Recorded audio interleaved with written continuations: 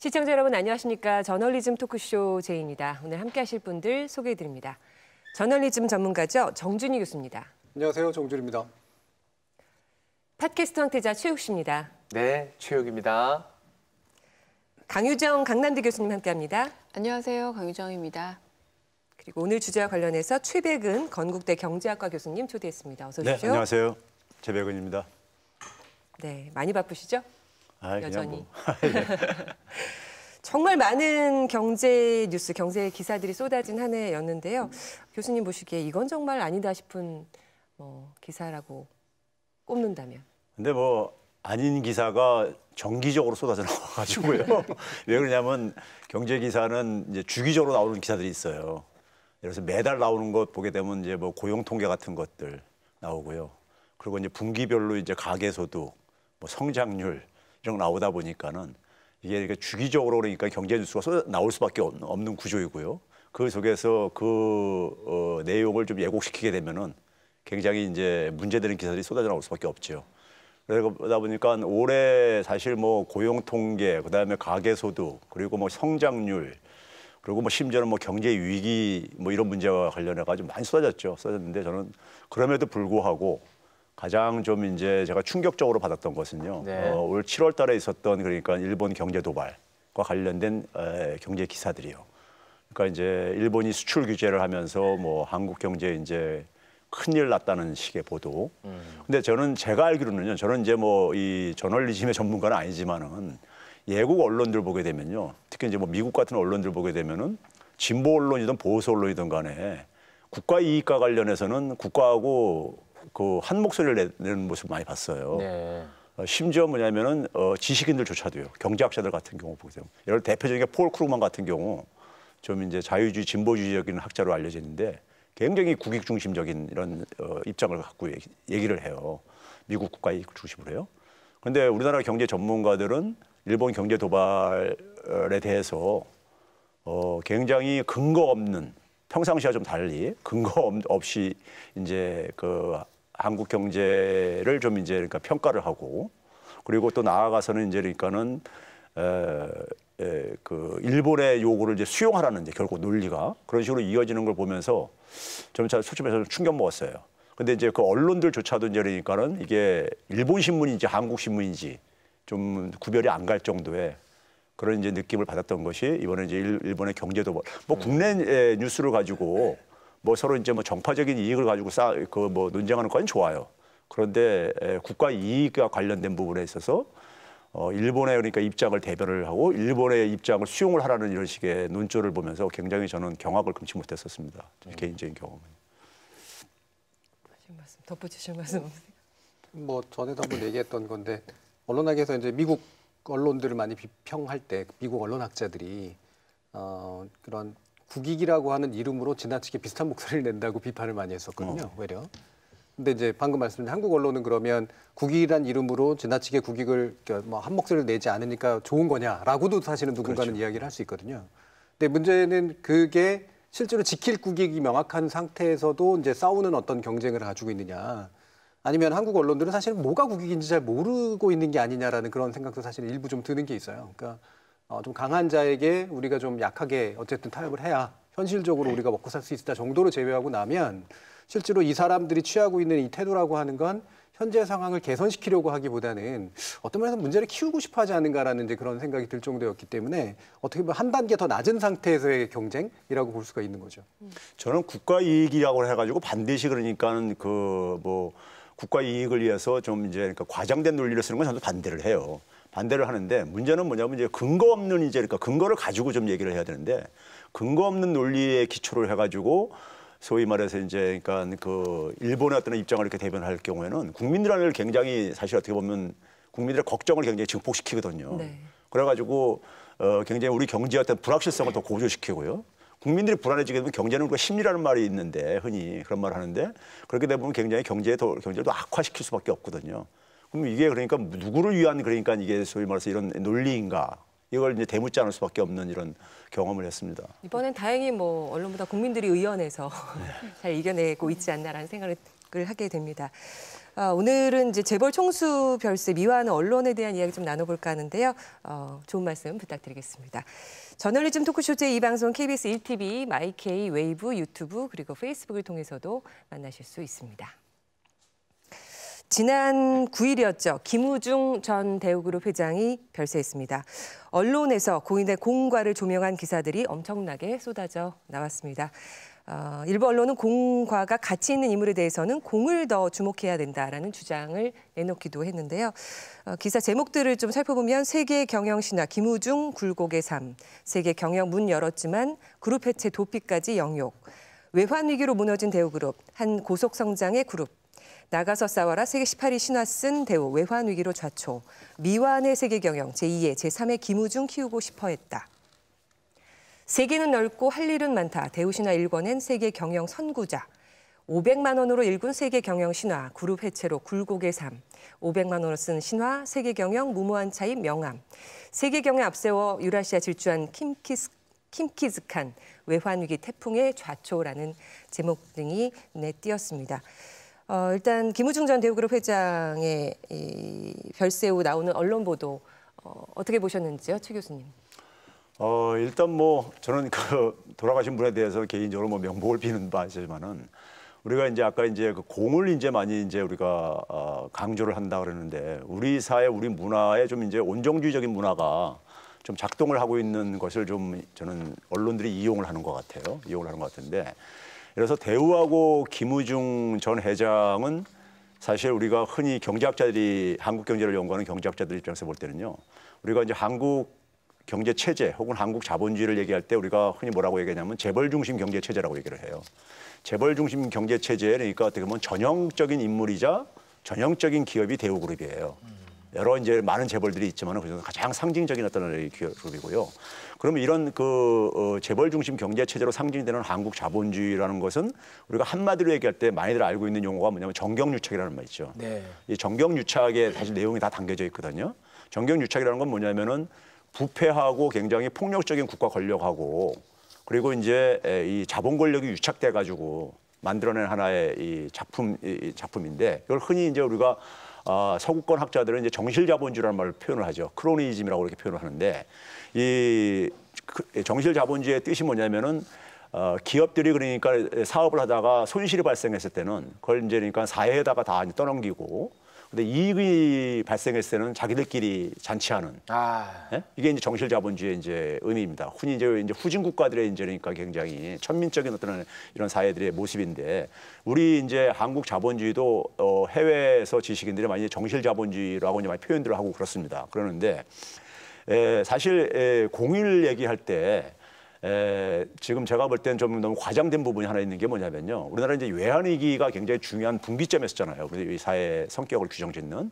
근데 외환위기를 초래한 주범이 우리 경제학자들은 재벌로 우리가 규정을 하고 있습니다. 재벌이 야기한 걸로요. 근데 이번에 언론들 보게 되면 뭐 일부 언론에서는 뭐 이 김우중 전 회장을 킴키스칸? 징기스칸에다가 비교해가지고 킴키스칸 해가지고 그분이 이제 세계 경영을 얘기했잖아요. 그러다 보니까 이제 징기스칸의 어쨌든 간에 그 세계 제국 건설과 비교해서 그렇게 했는데 외환위기 태풍에 이제 뭐 자초됐다 이렇게 표현하는데 외환위기 태풍에 자초된 게 아니라요. 외환위기를 일으킨 하나의 주범인 거예요. 주범이고 그 외환위기를 일으킴으로써 온 국민을 굉장히 그러니까 피해를 준 거죠. 우리가 뭐 한때는 그러니까 과장된 좀 표현이지만 단군일의 최대 국난이다 이런 표현까지 그 당시 나올 정도였는데 그 이유가 보게 되면요. 그 대우가 그러니까는 이 부채 규모가 파산할 때 부채 규모가요. 우리나라 당시 GDP의 한 17% 정도 차지했습니다. 그러니까 한 나라 전체 GDP에 그러니까는 17% 차지할 정도로 이렇게 돈을 많이 빌려서 썼어요. 거기다가 당시에 그러니까 불법적인 이 예화 거래를요 한 규모도 보게 되면은 한 200억 달러가 됐는데. 당시에 우리나라 외환위 당시에 우리가 결국 외환 보유고가 부족해가지고 외환위가 이제 벌어졌던 거거든요. 갚을 이제 달러 빚을 갚을 돈이 이제 달러가 부족하다 보니까 터진 건데 우리나라 외환 보유가 당시 한 200억 달러 됐었어요. 그러니까 그 정도로 그러니까 한 기업이 그러니까는 그것도 불법적으로 외환 거래를 한 이제 이런 기업이란 말이에요. 이제 그런 점에서 어떻게 보면은 그렇게 외환위기를 초래했고 외환위기를 초래하고 난 다음에 이제 그러니까 기업이 부실해지면서 이제 구조조정을 했을 게 아니겠습니까? 구조조정을 하는 과정 속에서 많은 협력업체들도 파산하게 되고 많은 사람들이 또 실직자가 되고 그리고 그 과정에 국민들의 세금이 또 엄청 투입됐단 말이에요. 그 투입된 규모가 GDP 대비 한 8%나 투입됐습니다. 그런데 문제는 뭐냐면은 김우중 회장이 사실 우리는 한 개인이 평생을 살면서 삶을 정리할 때 가장 중요한 게 정리할 때가 중요하다고 저는 이제 가는데 추징금이 지금 수십조가 남았잖아요. 아직도 그러니까요. 근데 사실 그분의 유가족들은 여전히 그러니까 굉장히 화려하게 살고 있다는 이런 이제 그 보도를 접할 때 굉장히 씁쓸하죠. 네. 자기 책임을 좀 자기가 참 책임을 다 지는 모습을 좀 보이고 가셨으면은 그래도 추징금을 다 추징을 못했어도 우리가 좀 이해를 할 수 있겠는데 많은 유족들은 어쨌든 간에 여전히 그러니까 굉장히 호화스럽게 살고 있다는 이런 모습을 접하게 되면 굉장히 씁쓸하죠. 국민들 입장에서 볼 때는요. 근데 이 기사들을 보게 되면 김우중 이제 고 김우중 회장은 기업인이 아니라 저는 스타가 아닌가라는 생각이 들었습니다. 그러니까 스타에 대해서 굉장히 많은 그 스타의 특성에 대해서 쓰고 있는 기사들을 많이 발견했는데요. 또 물론 해외에도 유명한 스타 기업인들이 있죠. 가령 하워드 휴즈나 뭐 스티브 잡스나 그 제이 크롭 같은 경우는 영화도 만들어졌거든요. 그런데 이 김우중 회장에 대해서 이 이야기를 잘 들어보면 스타에 대한 이야기일 뿐만 아니라 사실은 영웅주의 서사를 거의 그대로 따라가서 고인이 된 이분을 영웅화하겠다라는 의도가 너무 느껴지고 있다라는 건데요. 좀 여기서 보시면 조선일보 12월 12일자에도 나라에서 이걸 맡았으면 좋겠다고 권하면 나라에 도움이 됐으면 이라고 해서 나라라는 이 용어는 사실 보수 언론에서 불특정하고 무의미한 용어로 상당히 자주 쓰이는 국익에서 모든 걸 희생하는 이런 이미지를 더 치우고 있고요. 한편으로는 이제 귀감이 된다라고 해서 모두 공을 다루고 있다라는 겁니다. 게다가 이제 동아일보 같은 경우는 12월 11일자 김우중의 도전 정신, 절실한 한국 경제 이런 걸 보면은 청년 김우중이 여러 등장의 기업을 만들고 세계를 누빌 수 있도록 해야 된다라고 하는데 방금 최 교수님 말씀처럼 이거는 그런 과거 지향적으로 재벌 중심 사고를 여전히 하라라는 권유로 저에겐 보여지고 게다가 이런 계속되고 있는데 실현도 그의 기업가 정신을 꺾지 못했다라고 하는 한국 경제 그 이야기 그리고 한편으로 매일경제에서 어떤 얘기를 하고 있냐면 전 이게 가장 인상적이었는데 지금이야말로 김 전 회장이 30년 전 설파한 세계는 넓고 할 일을 많다는 화두가 절실할 때다라고 얘기를 했는데 세계 경제 환경이 굉장히 달라진 지금 30년 전 설파했던 이 일을 이런 도전 정신을 무조건적인 확장을 계속 지금 한다면 굉장히 역행적인 일이고 어떤 점에서 퇴행적인 기업관인데 이걸 굉장히 활용하고 있다는 거죠. 그래서 어떤 점에서 공과 과가 있다면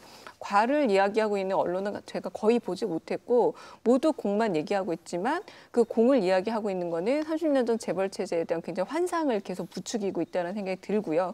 한편으로는 김우중이라는 이 이름과 이미지에 남겨진 이 스타성을 활용해서 또 한 번 또 그 죽음을 마케팅으로 활용하고 있는 것이 아닌가라는 생각이 좀 들기도 했습니다. 강유정 교수님이 좋은 지적해 주신 것 같은데 자, 이분이 뛰어난 경영자라서 사실은 추모된 게 아니라 셀럽이라서 추모됐다고 생각해요. 그러니까 유명인적인 요소를 굉장히 가지고 있는 사람이었다라는 거죠.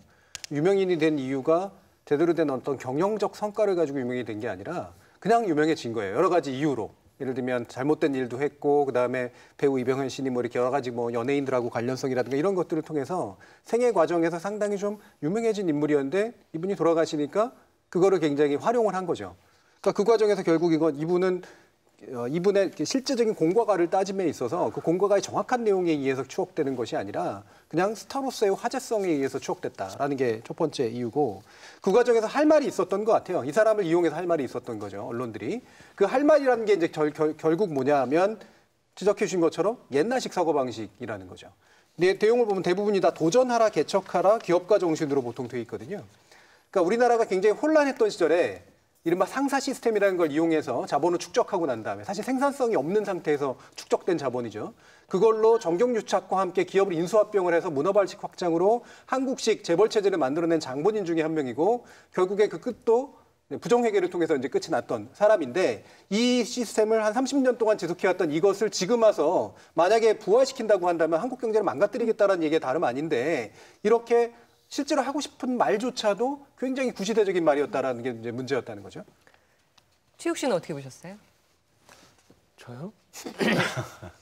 아니 그래도 이제 그 돌아가셨으니까 돌아가신 분에 대한 예우 차원에서 어떤 이제 고응 부분을 조금 조명하는 것. 저는 뭐 그것까지는 크게 이렇게 비판하고 싶은 마음은 들지는 않더라고요. 그런데 이제 과를 너무 공으로 넘기기도 하고 너무 이제 과를 없었던 일처럼 하는 거, 요거는 좀 문제는 있을 것 같네요. 네. 저는 이 공을 이제 이렇게 이렇게 강조하는 어떤 배경 중에요. 지금 앞에 분들이 좀 얘기한 거에 좀 연장선에서 보게 되면은 좀 이런 게 있는 것 같아요. 사실 김우중 씨가 결과론적으로 보게 되면 이 분식회계로 지금 추징금이 굉장히 많이 남아 있는 거잖아요. 이 분식회계에 대한 처벌이 우리 사회는 사실 굉장히 미약해요. 그러니까 자본주의에 반하는 게 이 분식회계입니다. 분식회계는 결국 많은 투자자들한테 피해를 입히는 거거든요. 그러면 그런 점에서 그러니까 사실 시장 경제 논리에 가장 반하는 하나의 이 행위가 분식회계입니다. 그래서 미국 같은 데만 하더라도 만약에 김우중 씨 정도의 이런 분식회계가 규모를 하게 되면 평생 감옥에 살아야 됩니다. 형량 정도가요. 그런데 사실 뭐 한 2년 살고 사면 받았잖아요. 근데 이제 그럼에도 불구하고 지금 이제 대우그룹이라는 게 해체가 되고 돌아가신 분, 그러니까 사실 개인으로 볼 때는, 자연인으로 볼 때는 힘이 이제 소멸된 거잖아요. 그런데도 불구하고 왜 언론들이 이렇게 공을 강조하고 있느냐 했을 때는요, 저는요, 김우중 씨를 통해 가지고 우리나라의 그러니까 재벌에 대한 그러니까는 그 모습을 저는 읽어낼 수가 있다고 저 보이는 게 뭐냐면요, 우리 지금 현재 우리 사회 속에서 재벌은 현재 우리 사회에서 가장 막강한 권력이잖아요. 막강한 권력이고, 그리고 가장 우리가 영향력이 큰 집단이란 말이에요, 재벌이라는 것은요. 그러면 그런 상황 속에서 김우중에 대한 만약에 부정적인 평가를 만약 강조할수록 재벌 이미지가 굉장히 부정적으로 될 가능성이 있다는 거죠. 그러면 그거는 뭐냐면은 현재 그냥 지금 남아있는 재벌들한테는 굉장히 그러니까 재벌들은 싫어하는 부분들이죠. 근데 재벌들로부터 사실 그러니까 우리나라 언론이 광고를 의존하고 하는 이런 언론들이 그러니까 자유로울 수가 있는가.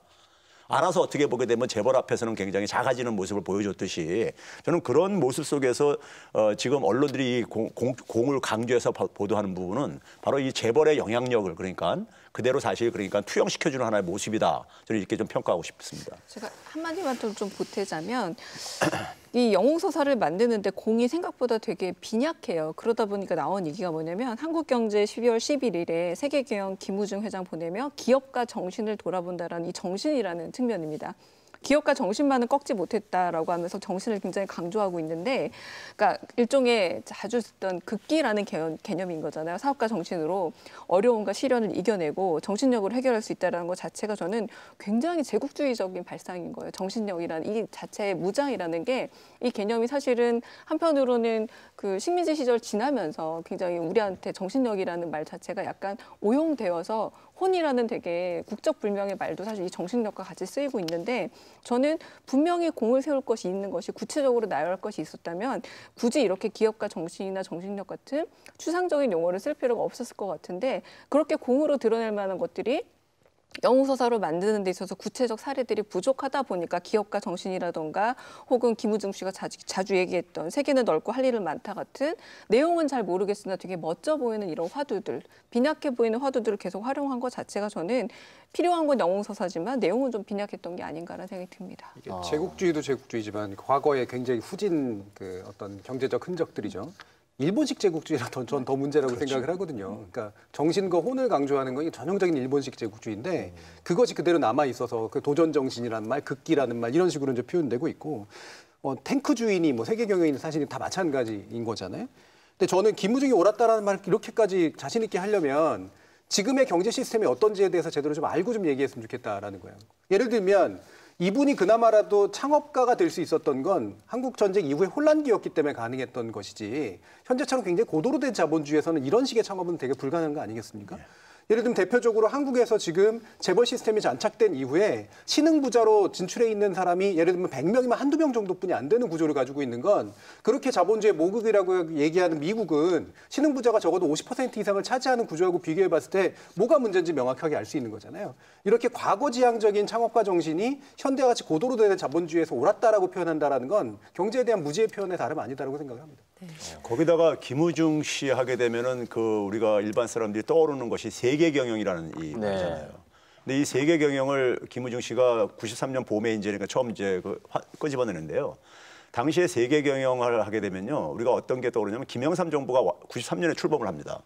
왜 김영삼 정부의 국정 목표가 세계화였었어요. 세계화라는 용어가 처음 도입된 게 당시에 그 일화 중에 보게 되면은 세계화라는 용어를 사용을 했을 때. 당시에 이제 박세일 씨가 이제 청와대 경제수석을 했었는데 세계화를 이제 기자들한테 설명을 하면서 세계화가 도대체가 무슨 말이냐 이렇게 질문이 나오니까 이제 학계에서는 대개 이제 글로벌화라든가 국제화라든가 이런 용어를 사용을 하고 있었어요. 그 전까지는요. 근데 그거하고는 다른 개념이다 하면서 세계화를 우리 이제 발음하듯이요. 김치하면 우리가 김치를 이렇게 외래어로 이렇게 표기하듯이 SEGG 뭐 이렇게 표기해라.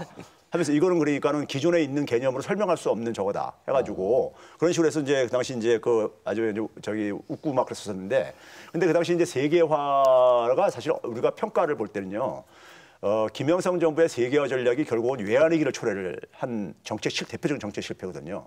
그러니까 그 배경을 보게 되면요 92년도까지 그러니까 경제 성장률이 10%대를 하다가 아니 91년까지요. 그러다가 92년도에 갑자기 6%로 뚝 떨어져요 성장률이요. 93년도에도 6%가 가고요. 그러다 보니까는 김영삼 정부가 첫 해 출범할 때 경제가 굉장히 안 좋았었습니다. 10% 가다가 6%로 툭 떨어지니까요. 그러니까 그 속에서 선택한 게 뭐냐면은 시장 개방, 예국 자본 유치를 통해 가지고 그래가지고 예국 자본 유치하게 되면 그게 결국 생산에 투입돼 가지고 성장률을 끌어올릴 것이다. 이런 막연한 기대를 가지고 시장을 이제 자본시장을 확 개방을 하죠. 그리고 OECD 가입도 이제 그래서 추진한 거죠. 근데 그 결과가 이제 그러니까 예국에서 이제 그러니까 무분별하게 자본들이 막 유입됐는데 이 유입된 자본들은 이게 우리 돈이 아니라는 얘기죠. 수출을 해서 벌어들인 돈은 우리 돈이지만은 예국인들이 그러니까 투자 차원 속에서 주식에 투자하고 돈을 그러니까 은행에다 빌려주는 이런 돈들은 언제든지 회수할 수 있는 돈이잖아요. 그게 이제 그러니까 우리가 금융시장이 나빠질 때는 그러니까 다 일거에 빠져나간단 말이에요. 썰물처럼요. 그렇죠? 그게 이제 외환위기였던 거예요. 그런 점에서 세계화 전략의 결과가 사실 외환위기를 초래했던 거예요. 그러면 김우중 씨의 세계 경영이 사실은 아까 앞에서 제가 얘기했듯이 외환위기를 사실 본인이 외환위기로 자초가 됐다 그러는데 거꾸로 외환위기를 일으켜놓고서는 외환위기로 자초됐다고 이렇게 언론들 보도를 하는 것이 굉장히 이건 왜곡된 평가라는 얘기죠. 네. 말씀해 주신 것처럼 좀 내용에 있어서 그 정말 공들여서 쓰지 않았다는 느낌을 많이 받게 하는 그런 기사들이 나와서 지금 2019년이 맞나라는 생각을 하게 되는데요. 정말 지나치게 미화하는 보도들이 어떻게 보면 애도의 마음을 조금 더 반감시키는 그런 역효과를 가져가지 않았나라는 생각까지 들게 하는 기사들이 좀 있었습니다. 지난 11일 동아일보 6면에 실린 한국경제 개척정신 불어넣어 세계경영신화 무척 안타까워라는 제목의 기사에는 전 대우그룹 직원들이 기억하는 고인의 모습이 소개가 됐는데요. 대우맨들은 고인이 1분 1초를 아껴가며 쉬지 않고 일하던 경영인이었다고 회고했다. 김 전 회장은 해외 출장 때마다 설렁탕을 파는 한식당을 찾았다고 한다. 밥 말아 후딱 먹고 일어서기 좋았기 때문이다. 꼬리곰탕을 시킨 어느 임원은 좀 늦게 나오는 바람에 한 숟갈 뜨다 말았다고 했다. 밥을 5분이면 다 먹는 회장이 숟가락을 놓고 일어났기 때문이다. 고인은 또 출장지에서 직접 양말을 빨고 땀찬 정장 재킷에 묻은 소금기를 직접 털어낼 만큼 소탈했다고 한다. 이런 기사를 썼습니다. 이 외에도 정말 여러 가지 기사들이 이런 식으로 고인의 소탈한 면을 굉장히 부각하는 이야기들을 기사화시켰는데요.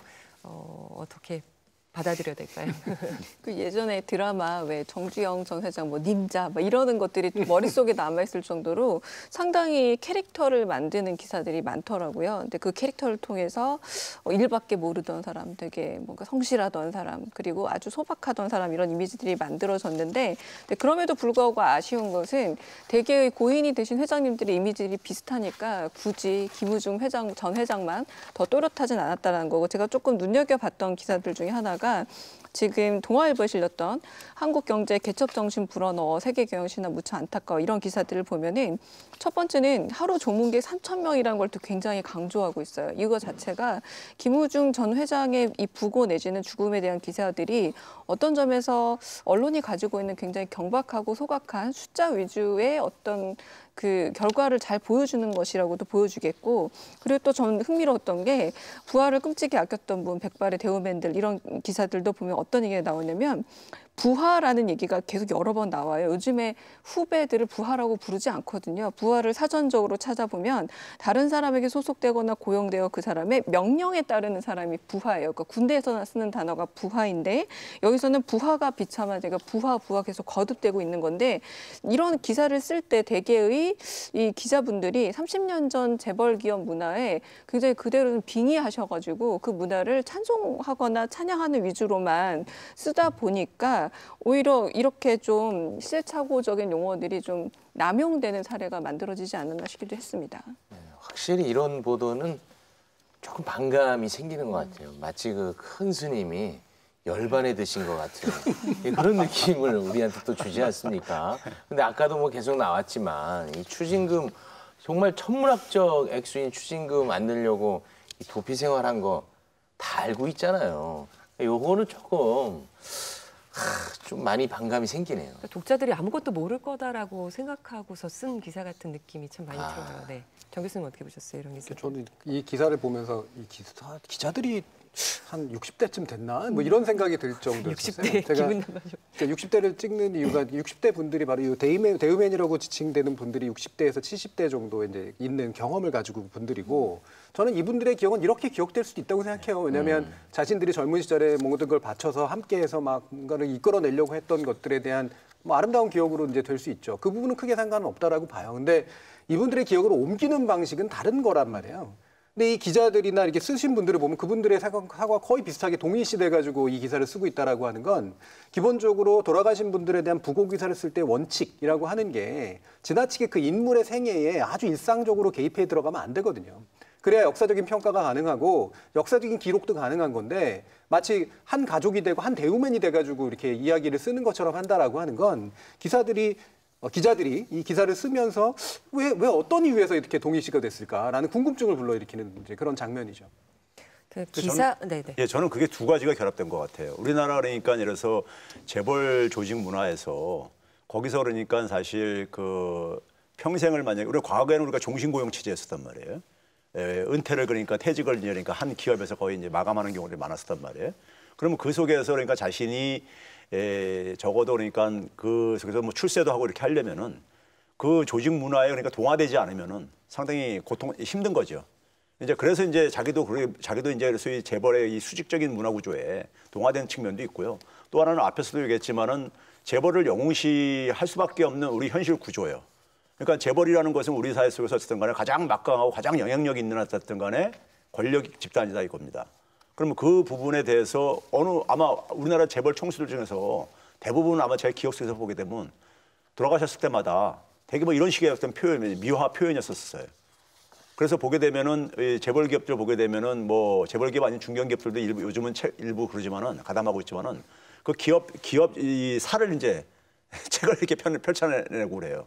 그래가지고 거기 보게 되면은 진짜 완전히 자기 조상들까지 쭉 끄집어내면서 자기는 이렇게 재벌이 될 수밖에 없었던 이런 이제 그렇게 이제 규결을 시키는 이런 식의 서술을 많이 보게 되는데요. 그러면 이제 그러니까 재벌이라는 것이 우리 사회 속에서 갖고 있는 점하고 있는 어떤 위치를 봤을 때 언론들에서는 그러니까는 사실 재벌을 영웅시하고 할 만한 충분한 근거는 있는 거죠. 예를 들어 그들은 어떻게 보게 되면 우리가 정치 권력보다도 더 막강한 권력이기 때문에 그런 점에서 이제 그 두 개가 맞물려 가지고 그리고 또 하나는 이제 뭐냐면은 요즘 젊은 세대는 사실 1990년대 얘기가 이미 역사 속으로 이제 묻혀져 가는 공간입니다. 근데 90년대 이전에 그러니까 재벌 대우기업의 대부분의 역사는 90년대 이전의 역사들이거든요. 근데 그분은 모르잖아요.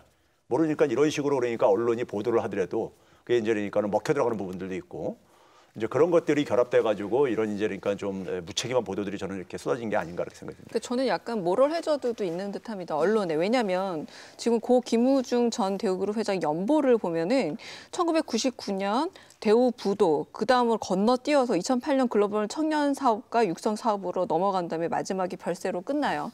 제가 알고 있었던 징역 8년 6월에 추징금 17억 9,253억 원이 선고된 사례는 왜 이 회장 연보에 안 들어갑니까? 이거는 선택적으로 편집을 한 거죠. 한 사람의 생애를 정리를 할 때에는 공과 사를 그리고 공과 과를 모두 다 기입하는 것 그리고 거기에 대한 평가를 역사로 넘기는 기록의 작업을 저는 기자가 해야 된다고 보거든요. 왜냐하면 기자는 팩트를 다뤄야 되니까. 그런데 이 연보를 보시면 팩트가 편집되어 있고 선택적으로 어떤 점에서 저는 그래서 왜곡이라고까지 보여지는 겁니다. 방금 말씀하신 것처럼 후속 세대들이 이걸 본다면 김우중 회장은 완전히 바른 생활만 하고 세상에 대해서 헌신만 하고 가신 분이 맞게 돼요. 하지만 중요한 그 특별 사면된 일이라던가 이런 것들은 역사에서 사라져야 되는 일인가요? 그걸 왜 기자 한 분이 결정을 해서 이렇게 연보를 실나요? 그건 저는 굉장히 직권 남용이고 한편으로는 도덕적 해이까지 볼 수 있는 사태가 아닌가 싶습니다. 그러니까 죽음을 기록하는 방식을 보시면 우리가 얼마 전에 연예인 설리 씨의 죽음에 대해서 되게 비판적으로 다뤘잖아요. 그러니까 완전히 뭐 죽음을 이용해가지고 그러니까 장사질을 해먹는 그런 식의 아주 잘못된 기사들이 되게 많았었고 어뷰징 기사들 천지였었는데 재벌의 사망과 특히 김우중 씨에 대한 이런 그 명백한 과들에 대한 우리의 기억들이 남아있고 아직도 해결해야 될 문제들이 있음에도 불구하고 이렇게 온통 미화하는 그것도 미화의 수준도 지나치게 낮은 그런 식의 방식으로 차 있는 거 보면 이 사람들이 그러니까 즉 언론사들이 연예인 개인으로서의 설리 씨 같은 분을 보는 그런 시각과 재벌을 보는 시각이 굉장한 차이가 있다. 죽음의 값을 매기는 방식도 굉장히 차이가 있다. 그 태도에 있어서의 명백한 어떤 차별성을 분명히 볼 수가 있는 거죠. 그래서 이런 부고 기사를 보게 되면 뭐 한편의 위인전을 보는 것 같다. 아니면 미리 써놓은 그 위인전을 갖다가 그냥 기자가 옮겨 적어놓은 게 아닌가라고 의심할 정도의 기사라고밖에 볼 수 없을 것 같은데요. 그 예전에 2001년에 정주영 현대그룹 회장이 별세했을 당시의 기사를 찾아봤는데 정말 지금과 별반 다를 게 없습니다. 좀 읽어드리면 동아일보 2001년 3월 22일 내용입니다. 그의 손은 바위장처럼 크고 투박했다. 굵은 마디에 거친 손바닥, 검게 탄 손등. 재벌 회장답지 않은 그 손은 80여 년 이력의 기록이었다. 하루 종일 땡볕밭에서 일해도 배가 고팠던 소년 정주영이 서울로 무작정 올라왔을 때 가진 것이라곤 단돈 50전과 그 두 손뿐. 그때마다 소년을 쫓아온 아버지는 타일렀다. 너는 소학교밖에 못 나온 무식한 촌놈이다. 서울엔 대학까지 나온 실업자가 들끓는다는데 내가 잘 되면 얼마나 잘 되겠느냐. 3번이나 아버지의 손에 끌려 내려갔지만 소년은 스스로 마음을 다잡기라도 하듯 손을 꽉 쥐었다. 그 후 70년. 정주영, 불가능을 가능하게 만드는 프론티어 정신, 한국 경제의 건설자, 미래를 읽는 최고의 승부사, 고개를 가로젓는 사람들을 일으켜 진격하게 만드는 마력. 그의 이름 앞에 붙은 수식어들은 정주영 신화의 처음과 끝을 설명해준다. 더 읽지 않아도 되겠죠. 네, 그 20년 전이잖아요. 근데 그 진짜 부고 기사, 재벌들의 부고 기사는 정말 다른 각도로 시대상을 조명해 줄 수 있는 어떻게 보면 새로운 소재일 수도 있을 것 같은데 이렇게밖에 안 되는 건가? 저는 기본적으로 우리나라에서 부고 기사라는 장르는 없다고 생각해요. 전통적으로 굉장히 언론들이 강한 나라들의 특징은 부고 기사는 아주 독자적인 장르거든요. 이거 일반적인 기자가 쓰는 게 아니라 독특한 그 역사가에 가까운 정도의 그 작자가 쓰고 한 회사에서 한 20, 30년 이상 근무하면서 그 기사만 죽어라고 담당을 하는 그런 경우들이 대부분입니다. 근데 그런 것에 비해서 보면 우리나라에서 이런 부고 기사라고 하는 것 자체는 단지 부고, 죽음을 알리는 것뿐만이 아니라 되게 온갖 그냥 자기 이야기를 소설처럼 써놓는 그런 일종의 창작 장르에 좀 불과하다는 생각이 들어요. 초등학생 위인전하고 상당히 유사한 이제 그런 형태에 불과하고 그렇기 때문에 사실 우리나라 언론의 질적 가치를 따질 때 되게 중요한 몇 가지 어떤 지표들이 있는데 대표적으로 바로 이 부고 기사를 보면 얼마나 준비한 데 있고 얼마나 소설로 치장돼 있는가라고 하는 것들을 알 수가 있죠.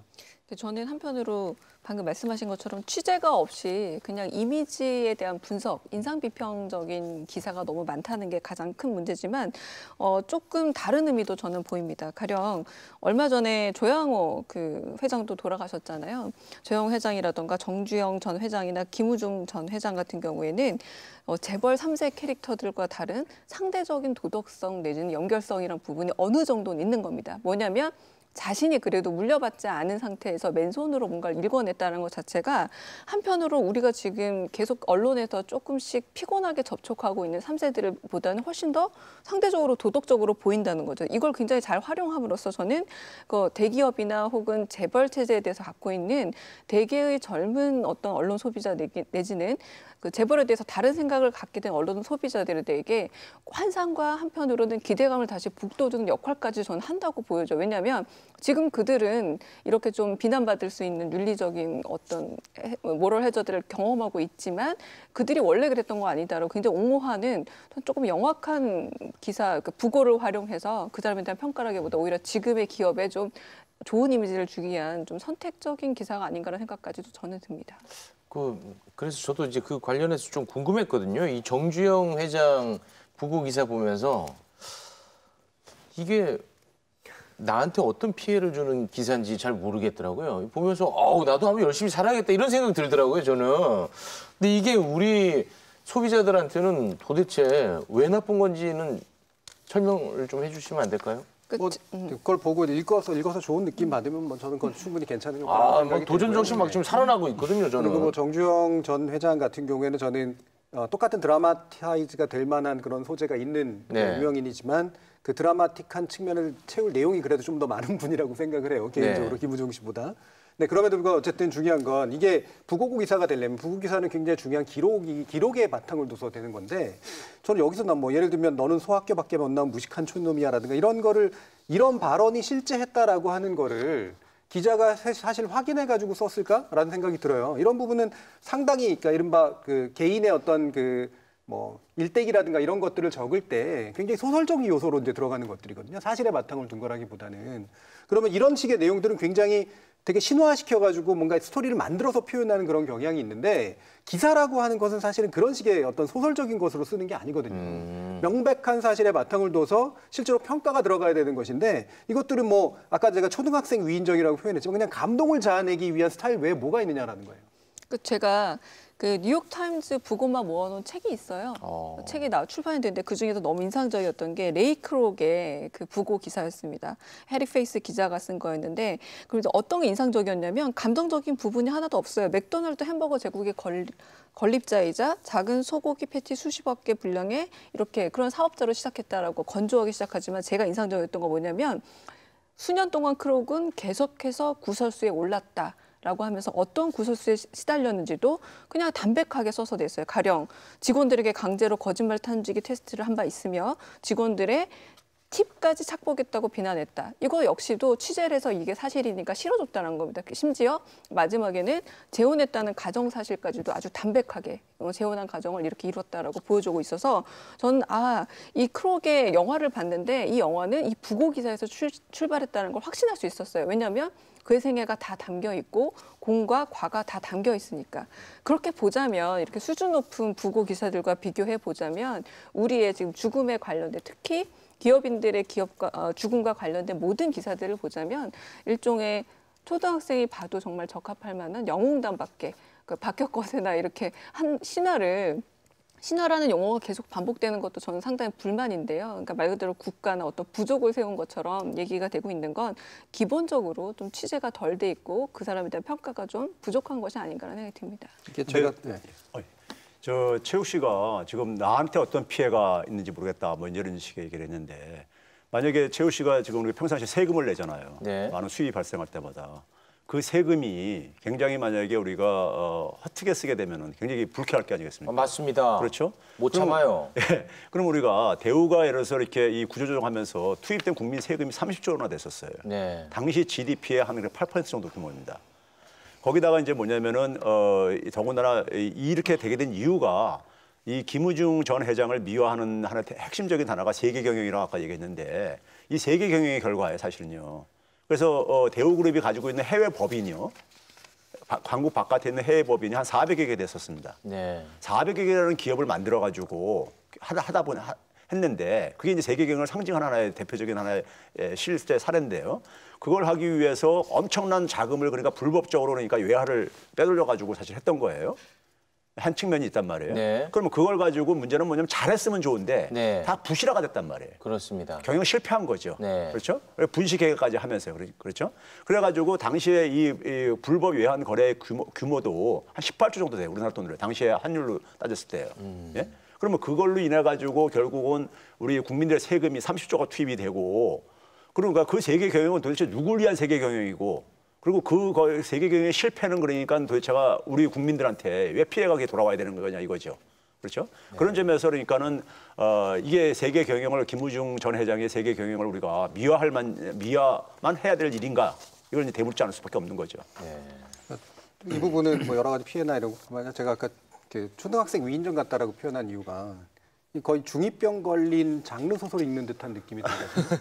굉장히 그 스타일에 막 되게 치중해가지고 자기가 막 정서적으로 빠져들어가 있어요. 근데 기본적으로 기사는 당연히 정서적으로 쓰면 안 될 뿐더러 역사적인 인물에 대한 역사적인 평가에 바탕을 둔 것들은 이런 식의 정서가 이렇게 겉으로 흐르는 것은 굉장히 위험한 일일 수밖에 없습니다. 왜냐하면 평가가 정서 안으로 휘말려 들어가는 현상이 일어나기 때문이죠. 외국의 이제 부고 기사들이 기본적으로 굉장히 중요한 장르인 이유가 한 면을 거의 다 할애해서 나중에 책을 만들 정도로 쓰고요. 이 작가들은 사실은 이미 명단을 다 마련해 놔요. 유명한 사람들 같은 경우에는 사실 사전에 쓰여져 있는 경우들도 굉장히 많습니다. 왜냐하면 당장 닥쳐가지고 쓰게 되면 잘못된 것들을 쓰게 될 가능성이 상당히 높기 때문에 엄청난 데이터를 쌓아놓고 그다음에 데스킹까지 다 거친 그런 기본적인 초안들이 다 잡혀져 있는 상태예요. 그리고 그런 상태에서 이제 나중에 나갔을 때 이게 역사적인 기록물로서 그리고 되게 냉정한 평가로서 분명히 의미가 있게 되는 거죠. 근데 여기 써 있는 것들 보면 사전에 준비한 것들은 제가 볼 때는 이 재벌 회장 개인들이 누군가 발주해가지고 써준 굉장히 좀 아름다워 보이는 그런 위인전에 불과한 그런 것들에 토대를 둔 것들이 대부분이고 부고 기사들도 자세히 보시면 결국 가가지고 현장에서 이른바 대우맨들이라고 부르는 사람들 또는 그냥 아주 주관적인 기억을 가질 수밖에 없는 사람들을 하루하루 그냥 취재해가지고 올린 것들에 불과하지 기자가 이 취재를 위해서 사실 몇 년을 노력하거나 몇 개월을 노력했는가라고 한번 들여다보면 실제로 거의 그랬을 가능성이 없는 것에 불과하다라고 하는 거죠. 이거는 자신의 기사의 질 자체를 떨어뜨리는 일이에요. 그리고 부고 기사라고 하는 것은 결국은 누군가를 정확하게 기억하고 정확하게 평가한 것이 아니라 그냥 정서적으로 한번 충동적으로 감정이 올랐다가 떨어지는 경험에 불과한 것이 돼버린다는 거죠. 취재한 거 있어요. 어떤 분들이 왔는지 조문객들을 줄줄이 다 기록하고 있습니다. 이게 왜 중요한지 모르겠는데 주호영, 조우현 자유한국당 의원이라던가 그리고 여기에도 나름대로 재계 순위처럼 위계를 가지고 또 이름을 순서를 정해서요. 그래서 이명희 신세계 회장과 정영진 부회장이 제일 먼저 늘 나오더라고요. 그리고 빼놓을 수 없는 배우 이병헌도 다녀갔다라고 실려 있습니다. 이건 취재 영역인 것 같아요. 사실과 부합되는. 그러니까 이게 취재 영역이냐라는 겁니다. 그러니까 고인이 되었을 때 고인이 되시는 순간부터 한국 경제에 크든 작든 좋든 나쁘든 영향을 미친 어떤 큰 분인 건 사실이기 때문에 그분에 대한 모든 기록은 객관적 사료가 될 수 있는 확률이 높아지는데 그 사료로서 어떤 분이 다녀갔는지가 그렇게 중요한가요? 전혀 중요하지 않다고 보여지는 것에는 취재력을 굉장히 발휘하고 오히려 중요할 수 있는 부분을 사소하게 여기거나 때로는 취재를 안 한다는 거는 언론인으로서 고인을 대하는 태도가 잘못됐다라고 보여집니다. 우리나라에서 장례식 취재의 전형적인 형태 중에 하나거든요. 누가 왔는지를 이제 시시각각 보도하고 중계하는 거. 근데 저는 그게 첫 번째는 우리나라 장례식 문화에서 위세를 확인하는 것이 있기 때문이라고 봐요. 기본적으로 얼마만큼의 유명한 사람들이 끌고 모았는가. 이게 이제 고인의 생전의 위세이자 고인으로 통해서 표현되는 어떤 세력의 위세죠. 사실은. 그걸 확인하는 굉장히 중요한 일종의 모임 장소고 두 번째는 여기에 줄서기가 작동을 합니다. 그러니까 여기에 대해서 옳다고 생각하느냐 그르다고 생각하느냐 찬성하느냐 반대하느냐의 문제를 판가름하는 기준이라고 보는 거예요. 그러면 예를 들면 김우중 씨 같은 경우에 김우중 씨로 표현되는 재벌 체제에 대해서 기본적으로 긍정적인 태도를 가지고 있거나 그렇지 않거나라고 하는 것들을 판별하는 기준이 되는 거죠. 그걸 통해서 일종의 파당을 이제 사실은 보여주는 그런 형태고 줄서기를 강요하는 거라고 볼 수가 있습니다. 관련해서 방송 뉴스에서 사실 그 빈소에 김우중 전 회장 빈소에 중계차를 보내서 KBS 뉴스도 마찬가지였지만 현장 상황을 기자가 거기서 이야기하는 그런 뉴스들을 내보냈는데요. 이에 대해서는 좀 어떤 생각인지, 중계차 의미가 무엇인지. 조용하게 가족장을 치르기로 했다라고 언론에서 계속 강조하고 있지만 전혀 조용한 가족장이 아니었습니다. 게다가 지금 우리가 얘기하고 있지만 이렇게 오는 사람들이 어떤 사람들을 구체적으로 일일이 이름을 거명해주고 그들이 한 이야기들을 따옴표를 쳐서 계속해서 인용을 하고 있기 때문에 한편으로는 굉장히 이용하기 좋은, 잘 보시면 여기 계신 분들 허창수 전국경제인협 회장이라든가 이런 분들의 추조사를 냈는데 굉장히 좋은 발언 기회를 얻게 되는 거예요. 그러니까 언론이 판을 깔아준 겁니다. 여기 오게 되면 인터뷰할 수 있고 그 김우중 전 회장의 부고 기사와 함께 중요한 언론이 될 수 있다고 생각해서 저는 세를 과시할 수 있는 것도 되지만 여기에 와서 내 이야기를 전달하고 싶어 하는 사람들이 상당 부분 났을 거라 생각하고요. 어떤 점에서 언급이 됐다는 것 자체가 새 확인이 되겠지만 언론을 활용하고자 하는 자에게 말 그대로 판을 깔아준 건 아닌가라는 생각이 듭니다. 저는 그 조문객들 이걸 장례식 이 분위기를 취재를 하면서 언론이 보도하는 걸 보면서요. 거기 사실 뭐 우리가 가볍게 생각하면요. 장례식장에 되게 누가 오겠습니까? 거기에 예를 들어서 김우중 전 회장이라든가 아니면 그다음에 대우그룹과 관련해서 굉장히 고통을 받았거나 아픔을 가지신 분들은 거기 오겠습니까? 대부분 안 올 게 아니겠습니까? 그렇죠. 그런데 그분들의 사실 그 고통과 아픔에 대해서는 사실 그 유가족들도 사실 고인에 대한 어떻게 보면은 남겨진 유족으로서 볼 때는 제가 볼 때는 먼저 사실은 그분들에 대해서 미안함을 사실 표현을 해야 돼요.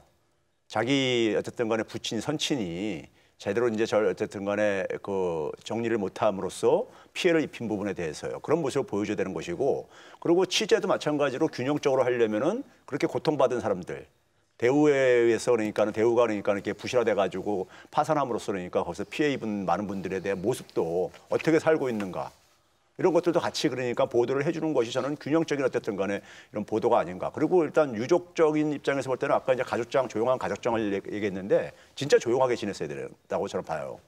이게 그러니까 사실 그렇게 이게 이렇게 화려하게 이게 스포트라이트를 받을 만큼 이게 그러니까는 저희 김우중 전 회장의 평가가 사실 그런 성격을 가지고 있는가 봤을 때 보게 되면은 그렇지가 않거든요. 그러니까 우리가 지금 뭐냐면 추징금도 그러니까 20조 원 가깝게 지금 남아 있는 상태 속에서.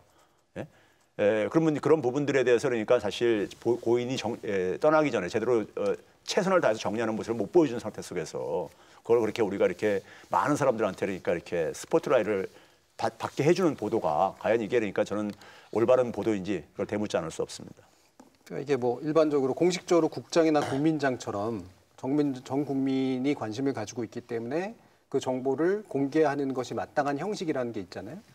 이건 뭐 전형적으로 그런 형식이 아니었었고 뭐 고인 스스로도 이제 그랬다고 얘기를 하는데 저는 이걸 판에 키운 건 미디어가 일단 유명인이었기 때문에 관심을 가졌던 거고 두 번째는 일종의 사후 정치라는 생각이 들거든요.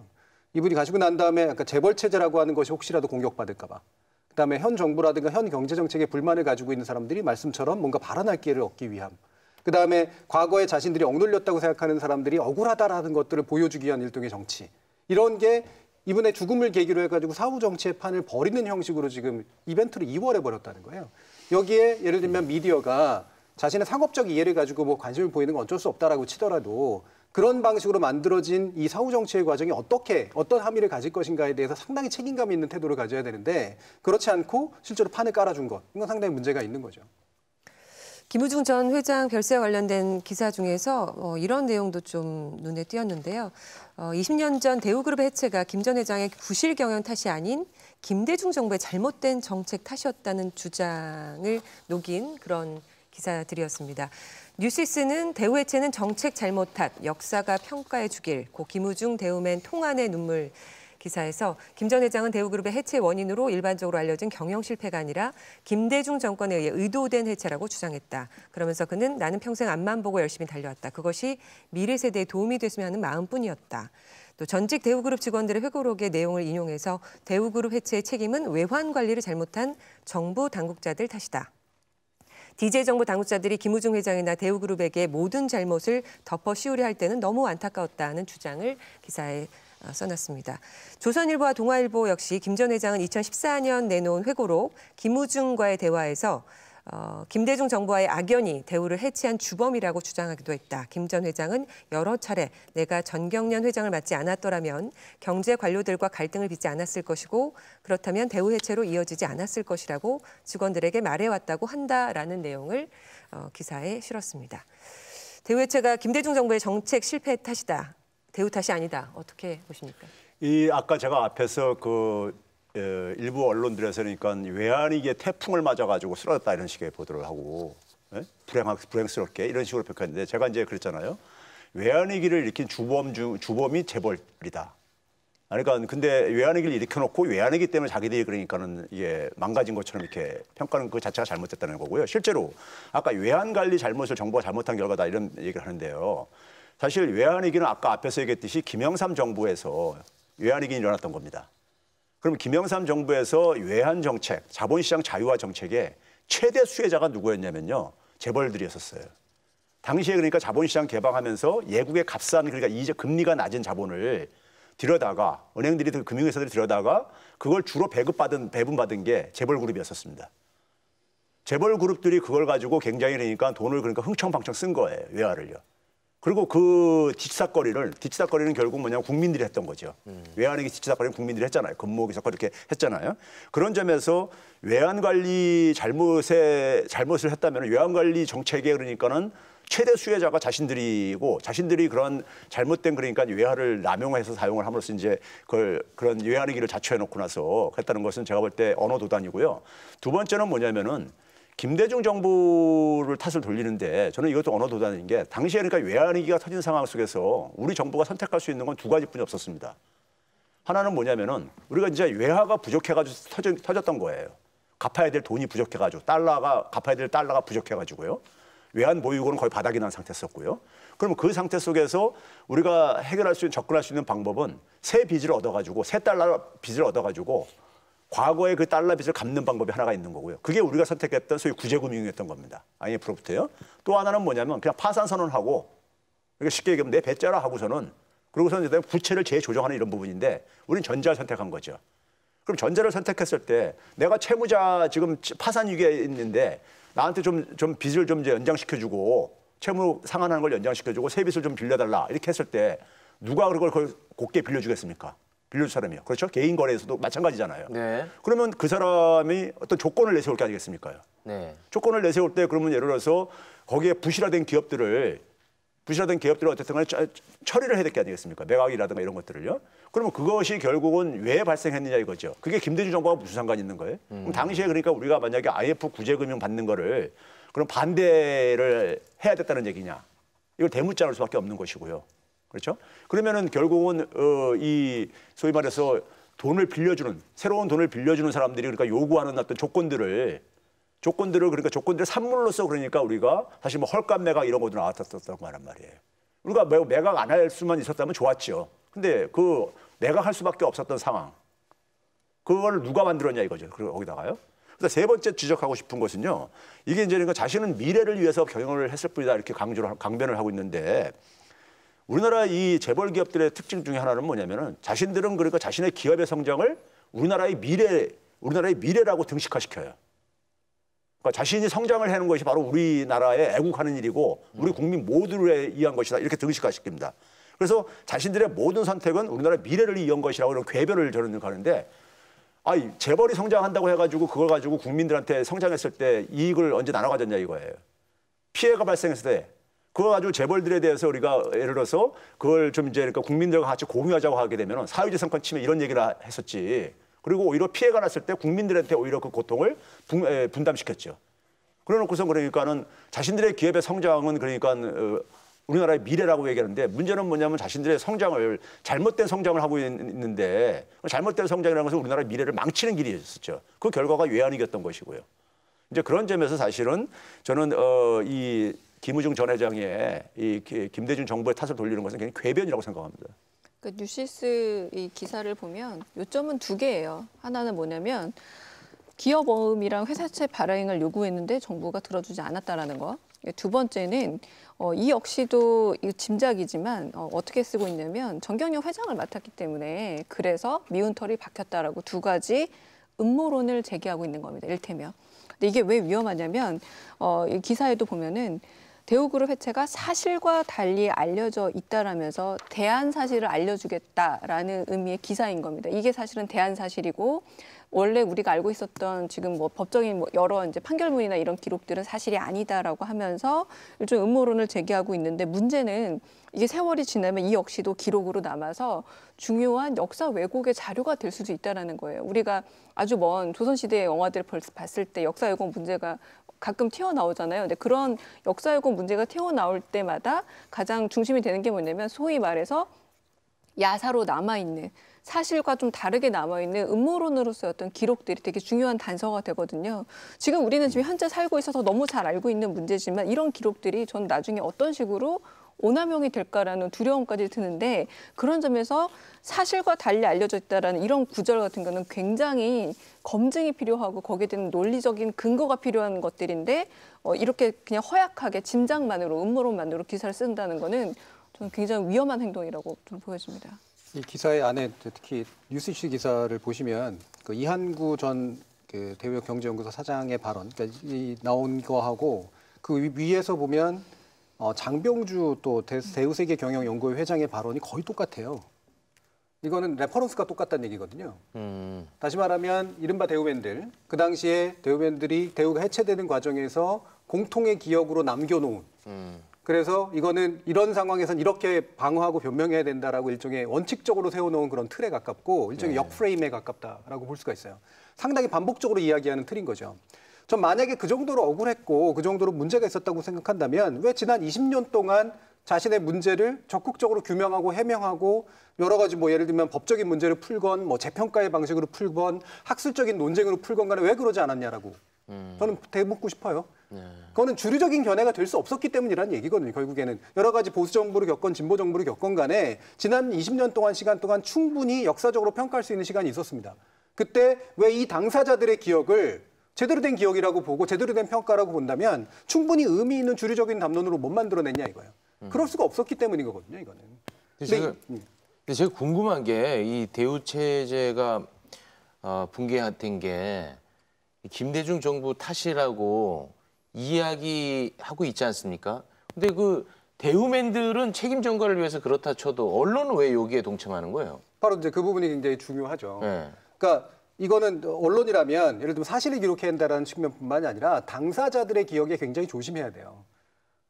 지배적인 어떤 견해에 의해서 파묻혀지고 억압된 것들을 드러내기 위해서 추적을 할 필요도 있지만 동시에 어떠냐면 당사자의 이해관계에 휘말려 들어갈 수가 있기 때문에 굉장히 조심해야 되거든요. 네. 이 언론이 이걸 휘말려 들어간 건 이 당사자들에 대해서 순진하게 그냥 속아서 휘말려 들어갔다거나 이렇게 생각할 수도 있겠지만 저는 견해를 동일하게 갖기 때문이라고 생각을 합니다. 다시 말해 이것도 일종의 이 사람들이 입을 통해서 자신이 말하고 싶은 걸 하고 싶은 거죠. 이를테면 우리나라 보수 세력과 재벌들에게 있어서 악몽 같은 기억 중에 하나가 바로 YS 정부 때 만들어졌던 이 외환위기 기억이고 IMF를 겪었던 겁니다. 그게 최초로 정권 교체 기회를 제공했단 말이에요. 그리고 난 다음에 두 번에 걸쳐서 이제 이른바 이제 진보적인 정부나 민주적인 정부들이 이제 두 번이나 들어섰단 말이죠. 결국에는 이 YS 시절에 만들어졌던 경제 위기에 대해서 정말로 트라우마를 가지고 있고 이걸 회피하고 싶은 기억이에요. 그러니까 사실은 그 기간 동안 왜 부실들이 만들어져 있는가 전혀 얘기하지 않잖아요.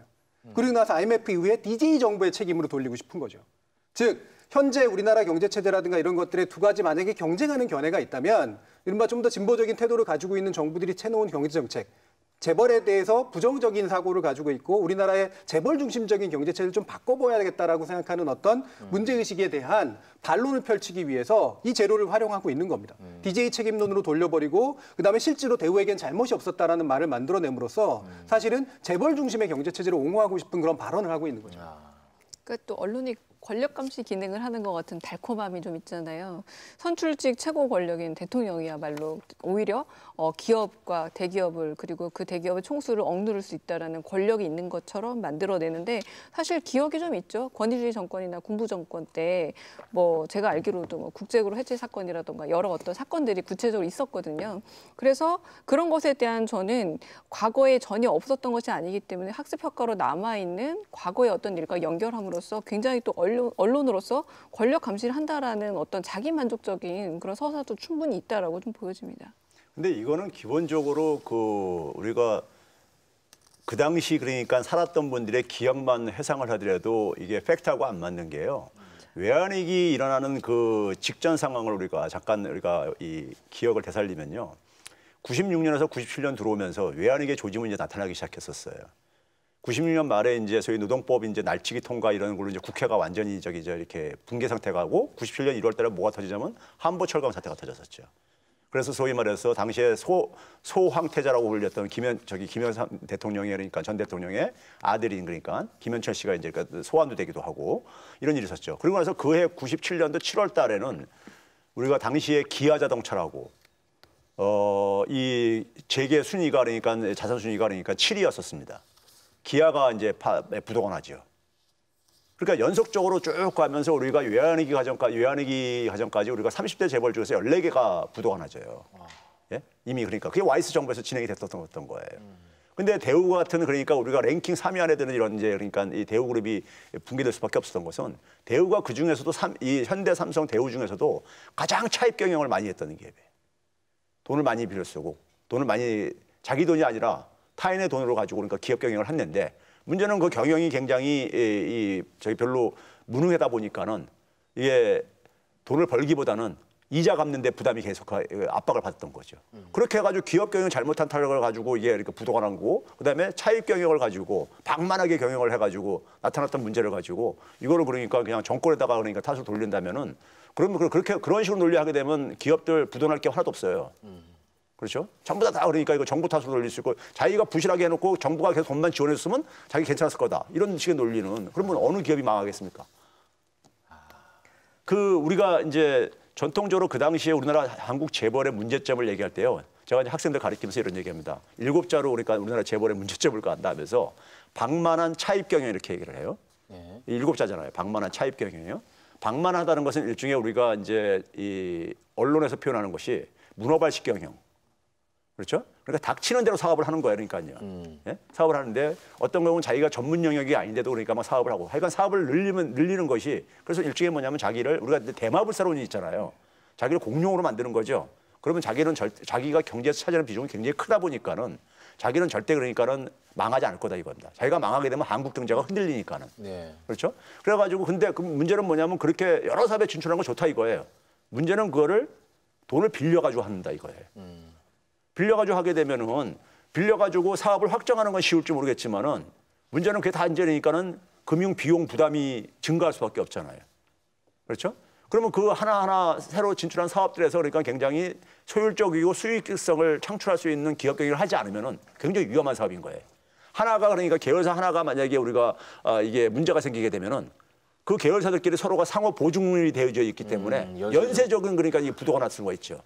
그렇기 때문에 차입 경영이라는 것이 우리가 겉으로 볼 때는 문제가 드러나기 전에는 굉장히 그러니까 공격적인 기업 경영으로 성장이 굉장히 그러니까 빠르게 나타나는 걸 보이죠.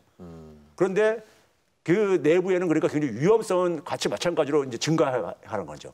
하나만 어떤 문제가 생겼을 때 연쇄적인 그러니까 부도로 그러니까 이어질 수 있는 이게 이제 방만한 차입 경영에 그러니까 우리가 대표적인 그러니까 우리가 이 문제점인 거고 그게 결국은 재계 순위 그러니까 2위, 3위에 했었던 대우그룹이 부도남으로써 국민 경제 전체가 그러니까 이게 흔들리는 상황이 됐는데 국민 경제가 흔들림에도 불구하고 왜 그걸 정리할 수밖에 없었느냐?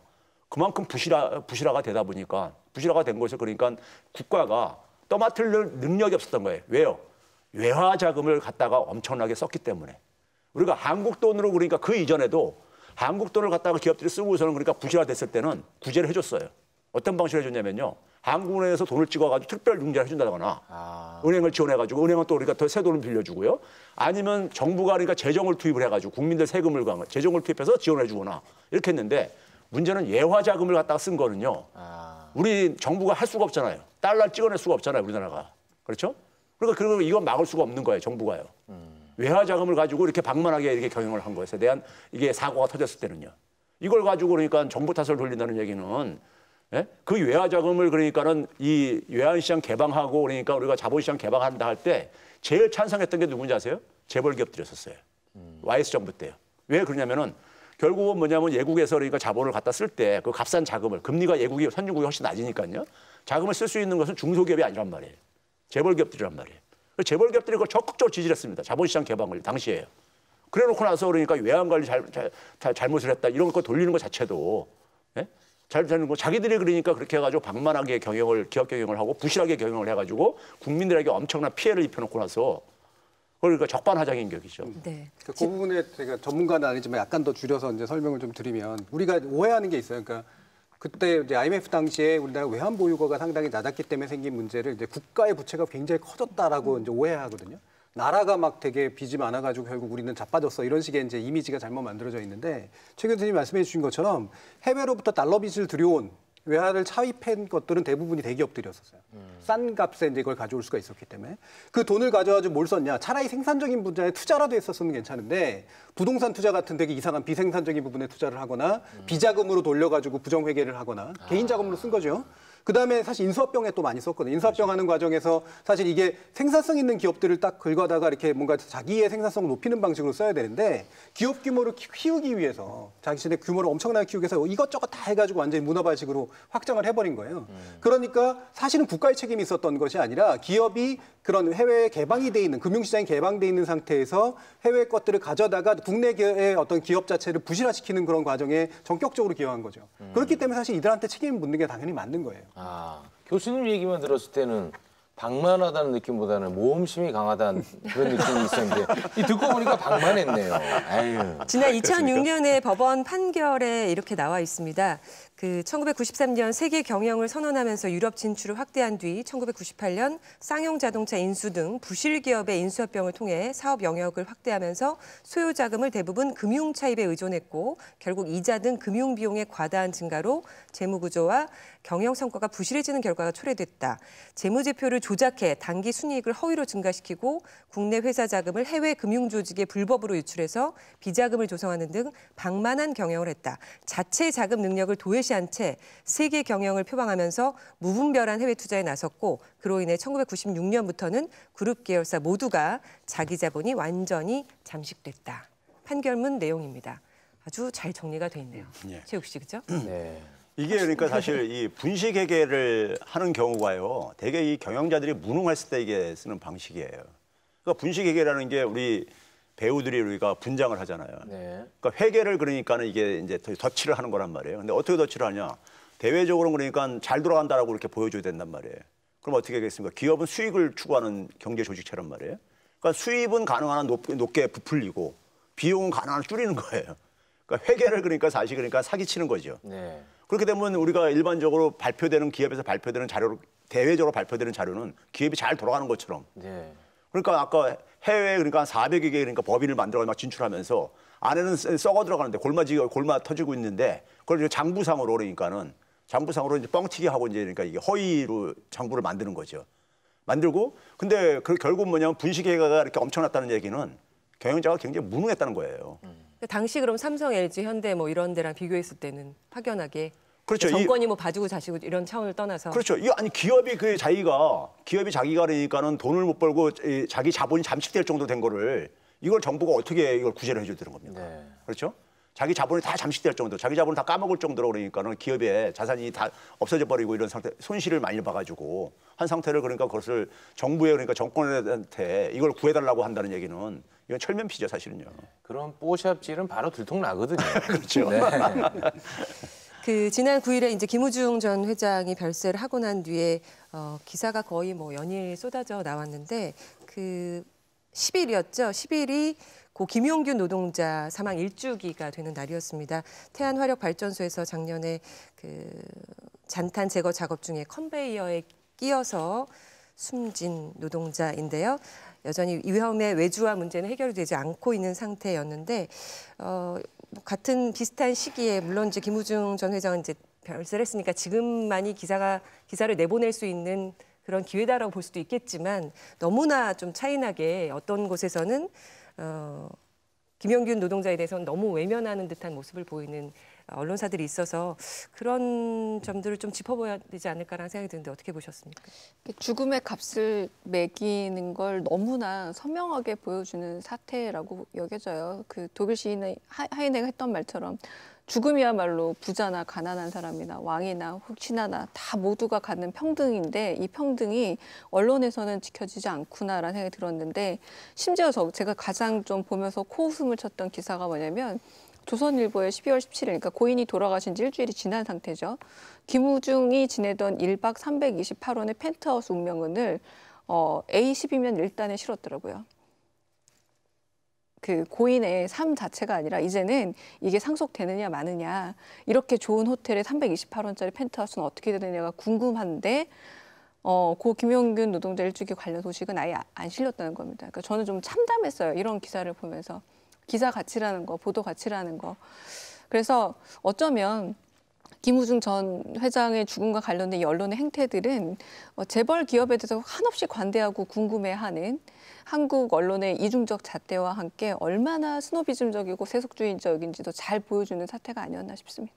또 한편으로는 너무 좀 가슴 아프지만 노동자의 죽음은 너무 많기 때문에 이게 뉴스 가치가 떨어지는 거 아닌가 그런 가슴 아픈 생각도 해봤습니다. 너무 많아서. 네. 네.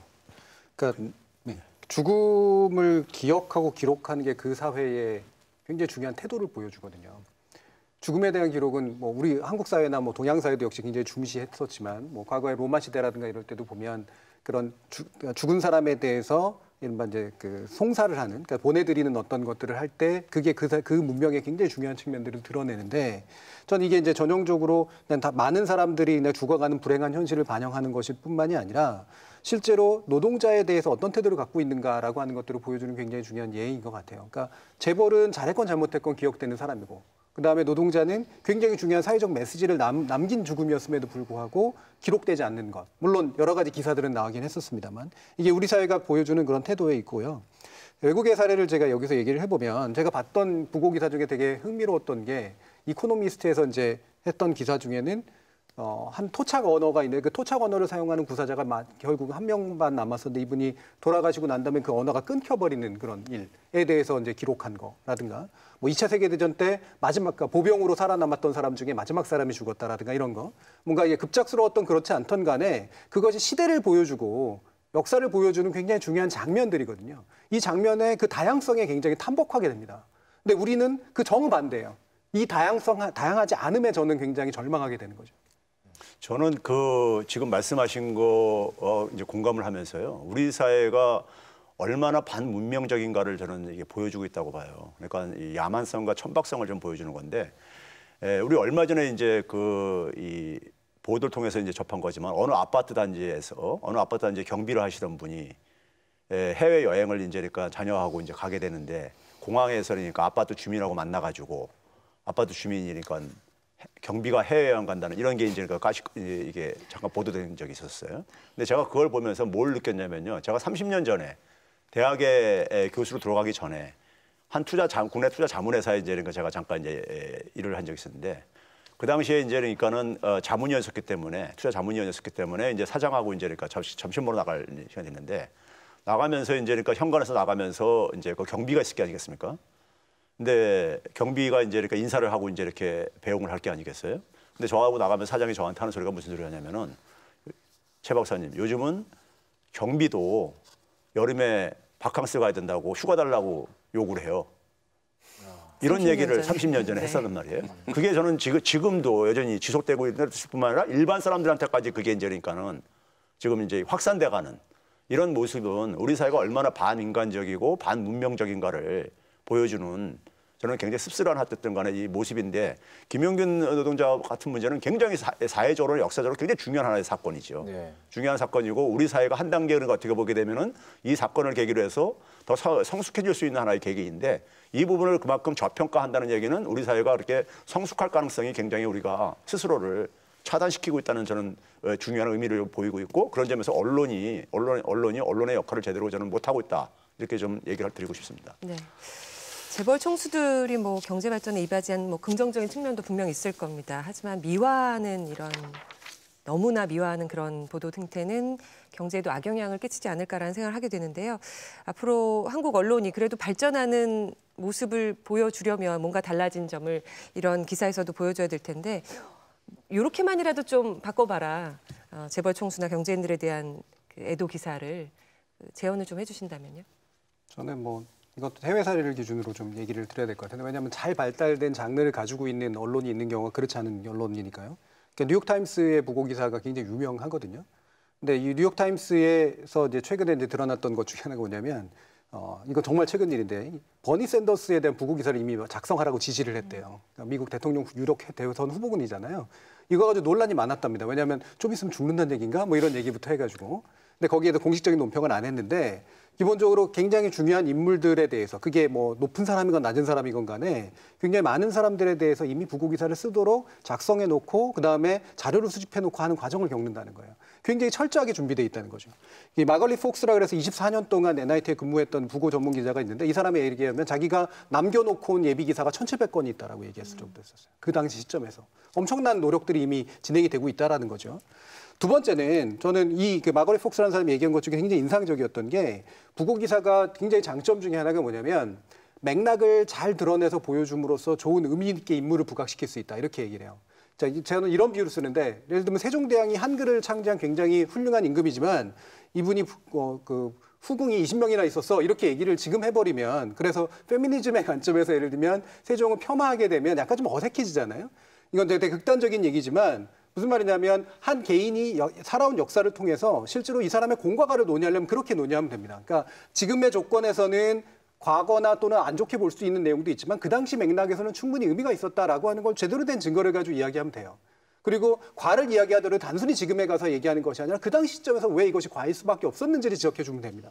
즉, 한 인물을 통해서 한 나라의 역사가 상당히 잘 보이는 방식으로 문화적인 사고방식이 변천되어 오고 조건이 변천되어 오는 관식을 보여줄 수가 있어요. 그렇게 공과 가를 담아내면 되는데 왜 지금의 관점에서 과도 공으로 표장하고 공도 막 여러 가지 막 확장해서 얘기하고 과를 축소시키고 이런 식의 일들을 하는가에 대해서 한번 생각해 볼 필요가 있는 그런 시점이 아닌가 싶습니다. 우리 언론들도 미리 부고 기사를 준비하게 하는데 분명 차이가 있긴 있나 봅니다.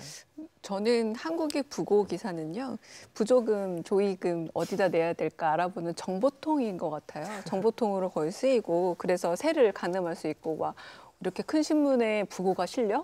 이 집안 대단하네. 이런 아주 세속적인 그런 판단을 하는 장소가 돼버린 것 같은데, 저는 딱 한 가지 기대하고 싶습니다. 기자가 내 이름을 걸고 품위 있는 부고 기사를 쓸 수 있는 언론이라면 굉장히 수준 있는 언론이라고 생각을 합니다. 아직 우리나라의 어떤 기자도 품위 있는 그리고 준비된 취재가 되어 있어서 믿을 만한 부고 기사를 쓰는 기자 이름, 그리고 언론사 이름 저는 떠오르지 않거든요. 반드시 있어야 될 게 없는 상태라는 걸 좀 알았으면 좋겠습니다. 최 교수님. 저는 우리가 방송 채널, 방송 전파를 그러니까 우리가 사회적 자산이라고 우리가 얘기를 하잖아요. 마찬가지로 신문의 기사도 저는 이거 사회적 자산이라고 봐요. 그럼 사회적 자산이라는 의미는 결국 뭐냐면은 그 기사가 우리 사회를 보다 더 인간적인 사회로 그리고 우리 사회가 보다 더 문명적인 사회로 좀 우리가 좀 진일보하는데 좀 의미를 좀 가지고 좀 이렇게 좀 기사를 작성을 했으면 좋겠어요. 부고 기사가 됐든 어떤 기사가 됐든 간에요. 그게 그냥 단순하게 어떤 선정적이거나 아니면은 그게 어떤 간에 사회의 어떤 하나의 권력이 어쨌든 간에 이 이슈에 따라서 영향을 받는 거라면은 그 사회는 오히려 더 그러니까는 추락할 수밖에 없지요. 저 취해질 수밖에 없는 것이고요. 그런 점에서 언론의 역할은 아무리 강조해도 저는 지나칠 수가 없다는 것을 다시 한번 상기시킬 수밖에 없습니다. 네. 저도 짧게 도전 한번 해볼까요? 최소한 분식회계한 재벌의 부고 기사만큼은 분식 보도하지 맙시다. 괜찮지 않습니까? 스스로 감탄하시네. 네. 분식 회계를 안 한 데가. 근데 신문사, 방송사 할 것 없이 고인에 대한 올바른 예우와 뭐 제대로 된 평가를 위해서라도 과도한 미화는 좀 지양하는 그런 보도를 지금 정도는 기대해 보겠습니다. 최병훈 교수님 오늘 나와주셔서 감사드립니다. 네, 고맙습니다. 감사합니다. 고맙습니다.